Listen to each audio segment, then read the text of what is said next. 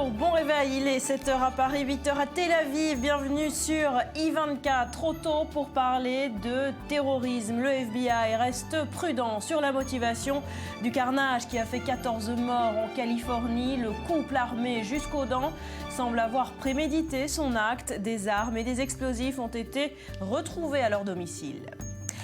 J-2 avant le premier tour des régionales en France. Unique meeting pour Manuel Valls hier soir, venu soutenir la liste PS en Ile-de-France. Le Premier ministre dénonce ce qu'il nomme les supercheries du Front National. En Israël, les attentats se poursuivent après 3 mois d'attaques quotidiennes. Et bien pour la première fois, c'est un agent du renseignement palestinien qui est passé à l'acte. Analyse avec nos experts dans un instant. Enfin, cette question, Bernard Tapie est-il ruiné? L'homme d'affaires doit rembourser 404 millions d'euros obtenus en 2008 lors d'un arbitrage controversé dans l'affaire du Crédit Lyonnais. En a-t-il les moyens? Son avocat dénonce rien d'autre qu'une exécution.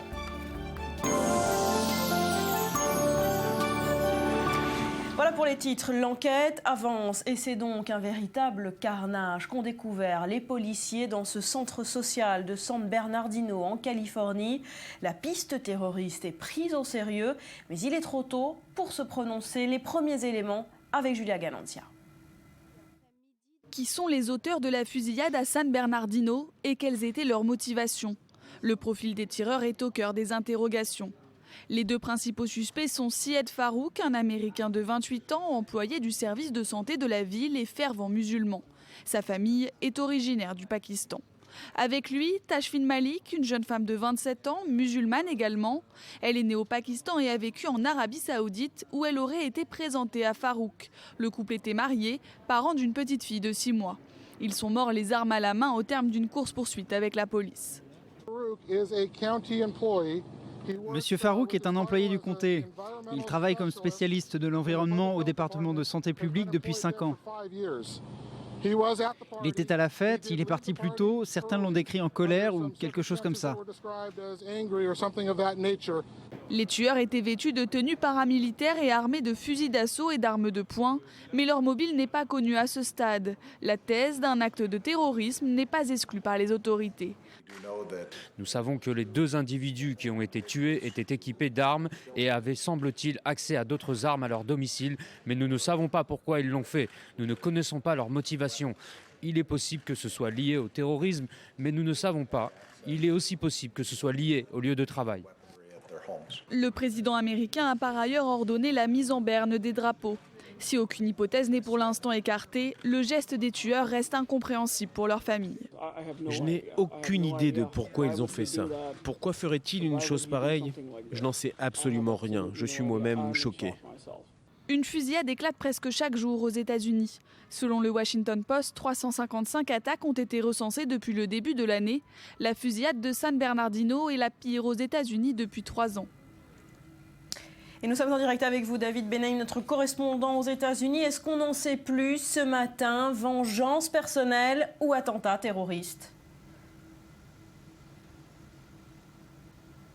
Vu le niveau de préparation et le déroulé de la tuerie, le côté purement impulsif de l'attaque est exclu. Les autorités affirment que le duo était dans une sorte de mission utilisant un arsenal de guerre, 2 armes semi-automatiques, 2 fusils d'assaut et 2 bombes artisanales télécommandées. Autre découverte au domicile des tueurs, une petite fabrique de la mort contenant plus de 6000 munitions et 12 engins explosifs. Tous les ingrédients d'une attaque terroriste sont réunis pour définir cette attaque.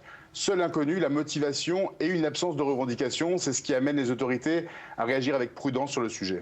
Alors, Syed Farouk et Tashfin Malik, ce sont les noms de ce couple de tueurs identifiés. Que sait-on d'un éventuel processus de radicalisation ? Farouk et Malik étaient mariés, ils se sont rencontrés lors d'un séjour en Arabie Saoudite il y a 2 ans. Ils étaient parents d'une petite fille de 6 mois. Le couple s'est rendu au Pakistan où Tashfin Malik était originaire. la Mecque en 2014. D'après les autorités, Sayed Farouk s'était radicalisé. Il aurait été en contact via téléphone et médias sociaux avec un individu soupçonné par le FBI d'être lié au terrorisme international. Mais ni Farouk ni sa femme ne faisaient l'objet d'enquêtes, aucun passé criminel, une vie apparemment paisible, un emploi stable, un salaire confortable, aucun signal d'alarme qui aurait pu permettre d'éviter un tel massacre. Voilà, et au niveau politique, David, il faut souligner que pendant ce temps, au Sénat américain, les candidats républicains se sont opposés cette nuit au contrôle des armes à feu. Le Sénat a voté hier contre 2 amendements pour renforcer le contrôle de la vente des armes à feu. Une proposition pour étendre la vérification des antécédents des acheteurs d'armes en ligne, rejetée par les Républicains, et une proposition pour interdire aux individus listés par le FBI comme étant liés à des activités terroristes d'acheter des armes, également rejetée par les Républicains. C'est l'illustration du retranchement inconditionnel de la droite dans sa rhétorique inébranlable à ne pas toucher au 2e amendement de la Constitution. Et ce sera aux Américains de décider lors de la présidentielle de novembre prochain si le contrôle des armes à feu est une priorité pour influencer leur choix. Merci David. Et d'une enquête